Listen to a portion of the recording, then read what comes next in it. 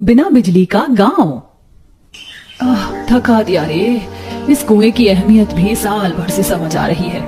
सही बोल रही हो बहन, इस कुएं ने अपनी जरूरत बता दी है। जब से गांव की बिजली गई, सारा सामान बिजली के भरोसे चलने वाला ऐसे का ऐसे ही रह गया और बस काम में आ रहा है तो ये कुआं। सोचो बहन, अगर गांव में उस दिन वो आंधी ना चलती और तार टूटकर ट्रांसफार्मर खराब ना होता तो बाकी जगहों की तरह आज हमारे गांव में भी बिजली होती। लेकिन अब तो हमारा गांव बिना बिजली का गांव ही बन चुका है। गांव की सभी बहुएं पनघट पर मटके लिए हुए इसी तरह से बातें कर रही थी। ये कहानी है उजाला गांव की, जहां साल भर से मौसम की खराबी की वजह से बिजली नहीं थी। उजाला गांव जो कभी उजाले के लिए जाना जाता था, आज वहां अंधेरा छाया हुआ था। किसी के भी घर में बिजली नहीं आती थी। सभी लोग मानो बिना बिजली के जमाने में जी रहे थे। औरतें पनघट से पानी भर भर के अपनी जरूरतें पूरी करती थी और गर्मी के मौसम में तो और भी ज्यादा दिक्कत महसूस होती थी। हाँ हे भगवान, इस गर्मी में तो सारा पानी ही खिंच जाता है कपड़े साफ करने में। कपड़े साफ होते हैं और शरीर की ताकत निकल जाती है। क्या फायदा इस दहेज में मिली हुई वॉशिंग मशीन का, जब ये खड़े होकर बस मुंह ही चढ़ाती है। तो इसको तो मैं बेच ही दूंगी।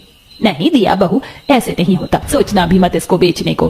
क्यों माँ जी, इसकी क्या मुझे आरती उतारनी है? अरे बेटा, ये तेरे माँ बाप की दी हुई चीज है।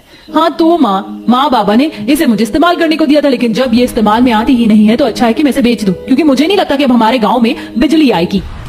दिया की बात को सुनकर हेमा कुछ भी नहीं बोल पाई। ऐसे ही सभी गांव वालों के घरों में बिजली की जरूरत का सामान रखा रखा ऐसे ही सड़ रहा था। किसी के घर पर कूलर था तो किसी के घर का एसी।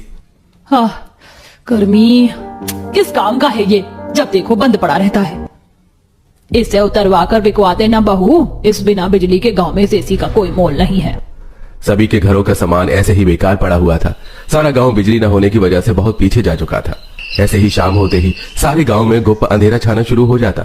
सभी आदमी अपना काम निपटाकर दिन ढलने से पहले ही घर आ जाते थे, क्योंकि रात बेहद ही अंधेरा लेकर आती थी। राखी, कुंडी लगा लो। अब वैसे भी काफी रात हो गई है, तो अब ना तो मैं बाहर जाऊंगा और ना ही कोई गांव से हमारे घर में आएगा। तब तक मैं छत पर बिस्तर बिछा आता हूँ। जी।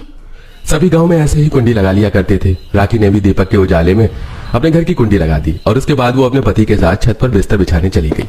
आसपास की छतों पर भी सभी लोग थे और सभी छत पर ही अपने बिस्तर लगा रहे थे कि तभी राखी को नीचे से दरवाजा बजने की आवाज आई। इस वक्त कौन हो सकता है जी? पता नहीं, जाकर देखता हूँ। अरे अरे भाई, क्या कर रहा है? तेरे घर के सभी लोग घर में हैं या नहीं?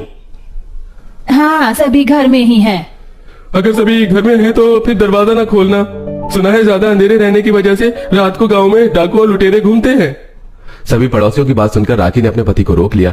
अब गांव में बिजली न होने से ये चोर डाकुओं की भी दहशत बन गई थी। सारी रात सभी लोगों की बेचैन ही गुजरी। आसपास से सभी ने छत पर खुद को हाथ से हवा करते हुए वक्त गुजार दिया।